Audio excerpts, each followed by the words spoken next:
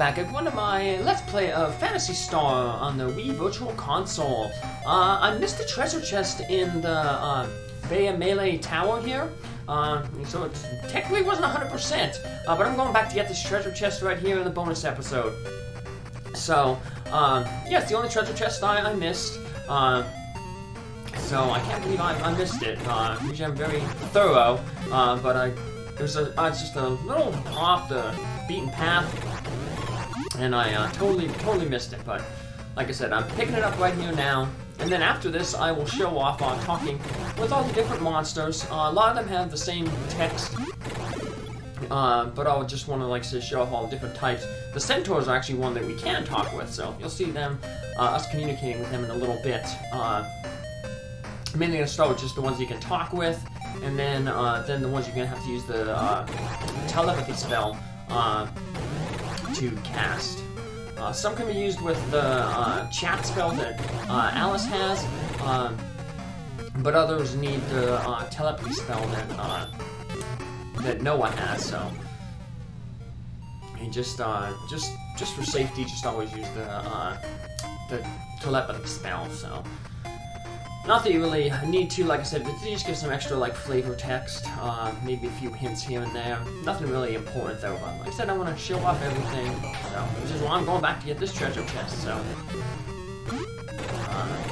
It's, not important, it's another magic, lamp. So if you didn't buy one by now, I don't know why you wouldn't have, you're gonna get one for, free. And then after this, finally, after the chatting, I'll show the characters at max level. It took quite a few days of grinding. I mainly grinded on the fishmen enemies to get the thing. I found they were pretty much the quickest, mainly because after you, if you need to heal up at all, it's a quick jump back to Calumet to stay at Sulu's house and have her just heal everybody. So I basically stay out there until all my MP ran out from healing, and then I would just fly back with Alice, heal up, and then I was able to just head right back and get the healing up. So pretty, like I said, I found them that were the best. I tried some other places too. The sandworms, they were pretty good. I mean, they give more experience than the fishmen, but it's really tough to heal from there.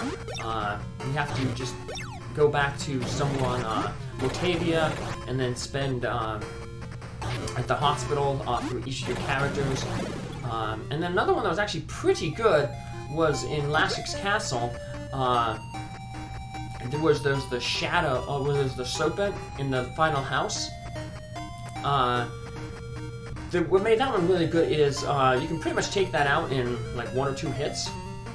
For two of your characters, any two of them basically, and it doesn't drop a treasure chest. So you skip that whole animation of thing had a treasure chest. Do you want to open it? So yeah, that made it a little bit faster. They didn't really give a lot of experience, but skipping all that, they were basically worth two of the fishmen, but the skipping all that treasure dialogue was really nice to make things fast. Once again, that was difficult because of the healing. If you need to heal, you have to warp all the way back, and getting to Lassic's Castle in the first place was quite an investment of time. So. Like I said, at the end, I basically found the fisherman probably the best place to grind. Stats ain't going to be too much different from what they were when I beat the game. Because like I said, the final few levels, they don't really give you much in stat points. Especially for how much time you have to spend to max them out. But I maxed out my experience. Like Dragon Warrior 1, it maxes out at 535. Both for Mercedes and everybody's experience, and that puts everybody at level 30. Noah gains level 30 first before everybody else at around 58,000, around the 60,000 mark is when Meow and Odin gain their level 30, and Alice gains hers last at 63,000. That's the case since she's with the party the longest. You know, she levels up the slowest. And likewise, Noah's with your party the shortest, so he levels up the fastest. So let's just get this final treasure here, and then, like I said, then I'll be just whooping around. I'll be, off screen showing all the different enemies. I'll just, off screen finding them. So they're scattered all over the place. So some will actually talk with more than once just to get all the different flavor text that the enemies give. So you'll see a few repeats. And then we will finally take on, with the max stats everything, we will take on Dark Falz again. And as you may have been noticing, Odin has been using the Laconian Axe. I used that when I was doing the level grinding, because the fishmen, they have 42 hit points, so it takes at least 3 rounds to defeat them with the laser gun. But with the axe, you can defeat them in like 1 hit, and pretty much everybody except from Noah was able to defeat the fishmen in 1 hit. So actually, even if you ran into the max group of 5 fishmen, it would be less turns to just have Odin attacking with the Laconian Axe than to use the laser gun. Because if there was 5, Alice, Mew, Odin take out 1. Each, so then round 2, there's only 2 left, and you finish them off, so potentially if you had the laser gun, Alice and Mew would take 1 out, then Odin would weaken 2 of them.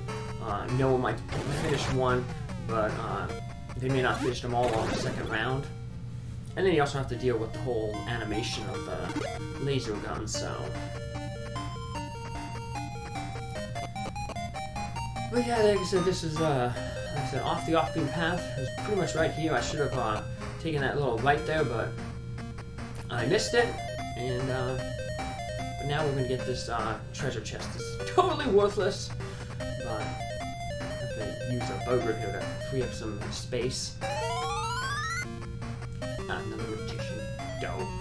Yeah, I didn't want to cut out these battles just because I figured. I just wanted to show it because you could follow it easier. Sometimes it can be difficult when all the battles getting cut when you're running away from them all. Plus, at this point, I'm still a little bit grinding for some experience, so it's a good way to break up the going for the experience. Just fighting all those fishmen over and over again. So, well, there's the magic lamp. So, like I said, not needed, but I wanted to 100% the game, so that's the last of the treasures. So. And now, like I said, we're going to move into talking with all the different characters that we can talk with. So we're here at the farmers on Motavia. We talked with them sometimes during the playthrough, but once I get all the dialogue here. So he wants to eat a nut of larva, manticores, and sphinxes. They can both talk. I have to use at least the chat spell, though. A nut of larva needs special light to grow. Probably means grow. Because, like I said, sometimes in the Japanese and the R and L look similar, so. Tarantulas say you are brave to approach me. A lot of the dragons say that, too. So, but they can have other dialogue. There are secret doors in the dungeon maze. You guys can see most of the stuff is pretty pointless. Then another manacle here, a different thing. The miracle key can open doors which are shut by magic. We have Motavia here, another farmer palette swap, the barbarian. He just says hi. And there were these guys who were really, no, not the east farmer, the north farmers were really hard to find. One says that they're outcasts, and these ones want to be friends with people from Palma. got some new dialogue here with this tarantula. Sound of soothing fruits is both a joy to the ear and the heart. So I think like the vehicle knows the ice stick lives, that's what its name. I kind of like the bugs and the sphinx you can use with the chat. And then everything else like dragons and the horsemen, you need to use Noah's telepathy spell. There are places in the sky where even spaceships cannot go. And that's, I guess, in reference to needing Meow to eat the Loma nut to fly to Elastic's castle. So now we're going to talk with some folks on Dazorian. We got the Dazorians here, you thief.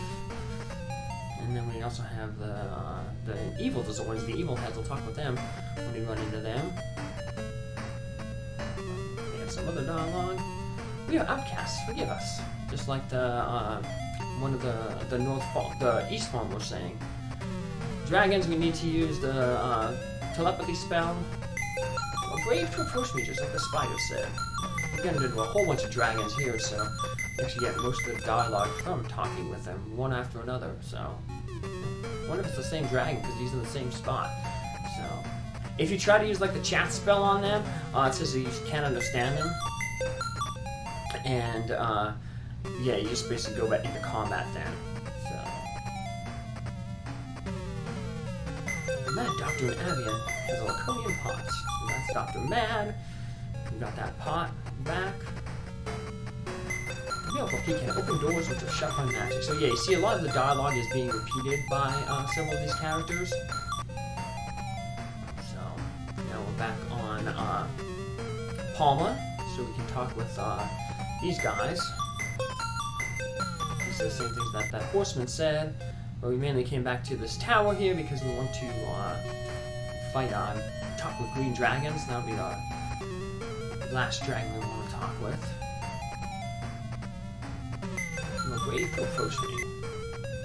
So, let's go find the dragon then. Just gotta say something new. Some Zorians like to tell lies, and we found that out from the Twin Town, when the one side was saying that all the ones on one side, all the Zorians on the other side tell lies, and then the other one was saying that the other side tells lies. So both sides were trying to say that the other side was a bunch of liars. And I think we determined that the ones on the right side were lying. So, Sphinx monster. Yeah, pretty much the palette swap monsters are the ones that we'll be able to give talk with. So, another reference to Elastic Sky. And then we have a little green dragon here. Let's have that with him. The vehicle known as the Ice Digger lives up to its name. Why dragons tell us that? I don't know, but that's basically all the enemies we can talk with. Now we're going to head into defeat Dark Falz again. We'll be using the Laconian Axe, and Meow will be using the Help spell to increase Odin and his own damage. But otherwise, the attack plays out pretty much similar. Alice will use the Fire spell, Noah will use the Wind spell. And I'm just showing off all their stats, showing that maxed out experience and Sedas. So let's go in and fight the boss over again. And this time we can choose not to take the throne. And then after we defeat Dark Falz, there's one more little weird thing that can happen, but it's rare to see, because it only occurs if Alice is defeated during this fight. So, she will just not take damage. It seems like Dark Falz, you figure there'd be like a 25% chance to hit everybody, saying that, like there's 1 of 4 targets, but he's never seemed to want to target Alice, and when he did, the damage that he did to Alice compared to like others was very minimal. Like sometimes he'll take off, right there he took off like 43 to Odin, sometimes he takes off like 60 to Meow, like 60 to Noah. Alice, I think the most he ever took off was like 20. It was weird. Maybe she just has a piece of equipment that really defends against Dark Falz' attack, but from what I read, there was basically no, you know, it's not like elemental attacks like in Dragon Warriors or Final Fantasies more specifically, that armor, you know, negates. So I don't know, maybe just I was just getting lucky, or unlucky in a sense. He wasn't hurting Alice, so it took quite a few tries to actually get to a point where he was able to defeat Alice in battle. Actually had to help him out a lot by grinding outside in the hallway and hoping to get like treasure chests with bombs or arrow traps to deal a lot of damage to Alice. And then I was able to enter this battle with really low hit points. So as you can see, really not much is changing. It would be nice, like I said, if Dark Falz' hit points were shown, but they probably can't do that because remember he's basically like two 55 hit point monsters like stacked on top of one another. So you don't know which one you're hitting. So it doesn't seem like you know, it seems real random which ones you do hit. Because there were times when, like, he would go into just attacking once, which means that one of the ones was defeated early, real soon. And then there were other times when, like, he was attacking twice until basically, like, the next to the last turn, like, the turn right before I defeated him. So I must have been, like, evenly attacking one than the other. But the Dark Falz is killed, and now we get the governor, and given the option once again to say if we want to, we learned that Alice's father was the king, and this time we're going to decline taking the throne. In the regular game I took the throne, this time I'm going to say, nah. No, that's fine. If you so desire, you will always be welcome here. So I guess he becomes the default ruler. But here's finally managed to have Dark Falz defeat Alice. That's why you notice that she's not in this battle here. She was taken out early in the battle. Yeah, but we still managed to defeat him. But Alice hears Nero's voice in the depth of her soul. You'll be reborn to fight for peace again. Alice is resurrected, so it's important that she's around for the final thing in the plot, so to answer this question. So yeah, Nero appears and just magically revives her. So yeah, it's a dialogue that most people don't get because, you know, it's really hard for Alice to be defeated in that thing. But that's all for Phantasy Star. Thanks for following along. Take care. Have a good day. See you in my next Let's Play. Bye.